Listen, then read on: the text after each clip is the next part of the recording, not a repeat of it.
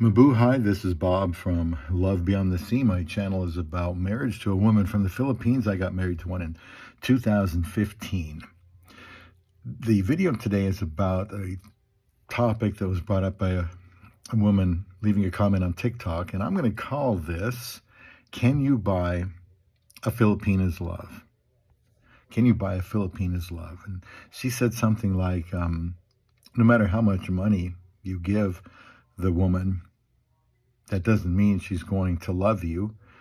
Now, you probably think, well, duh, of course, that's not possible. However, it may be possible that men, some of them still think this is possible, and that by giving them this money, and they will wow the socks off the woman, and she will say, well, this is my knight in shining armor. Surely he is meant for me to marry. And well, like anything else, you just kind of have to look past that. Maybe he's got a good heart, and maybe he wants to help her. However, he has to have the right stuff to marry a Filipina. And again, before I forget this, I always want to say, in my opinion, I wouldn't give money unless you're engaged.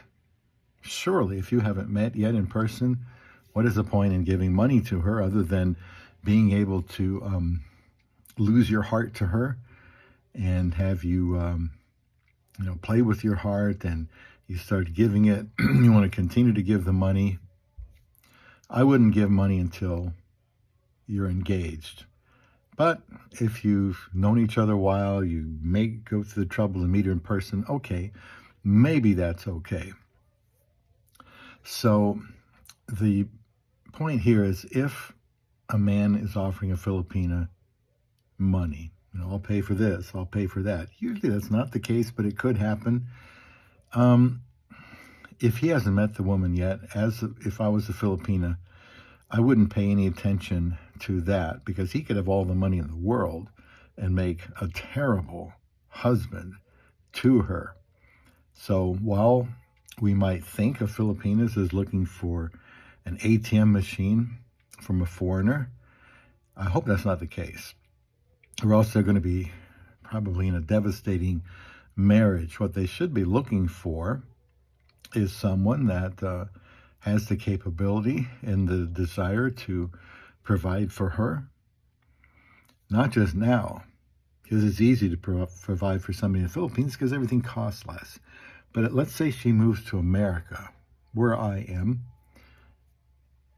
Is he going to be able to provide medically, food, clothing, shelter? She's probably going to want a house, because from the Philippines, having a house is a pretty important thing. Can he offer her the opportunity to travel, to fly back to the Philippines now and then, to see places she wants to see in her new country? Can he afford to provide for her if she doesn't work, or doesn't work for a while? That's just some financial things that he should be able to do. But let's say he can meet those needs, and maybe he's got extra money. A lot of foreigners have extra money that they can use on a Filipina, and they could provide them a much better financial life. But that doesn't mean they're going to be a good husband. She needs to marry somebody not totally based on what he can provide financially, but his loyalty, trust, fidelity, honesty. Can he open up about his past? Does he withhold some information from her? She needs to look at his demeanor, his behavior when he's frustrated, when he's under pressure. He doesn't have to be perfect, but she does need to marry someone who is mature. And if you're an older guy, like most of them seem to be, looking for a younger Filipina, he should be mature. And part of that includes allowing her to live her life, not treating her like a child, an employee, or a slave. That's part of maturity. So even if a guy could have a lot of money and could conceivably buy a Filipina, I would hope the Filipinas are smart enough to look further. And let's say he's got a lot of money and she says, wow, this is great. You really love me. And she marries him. If he's thinking that it's his money or his kindness through the money that's causing her to marry him, well, I don't know. I just would not want to base a marriage on my ability to provide for them, because the woman might not have any intention of staying with him. She might say, oh, wow, you're so generous. This is great. You must really love me. And she's thinking, this is a guy I can get into the country with, get my feet on the ground, get a green card, and leave.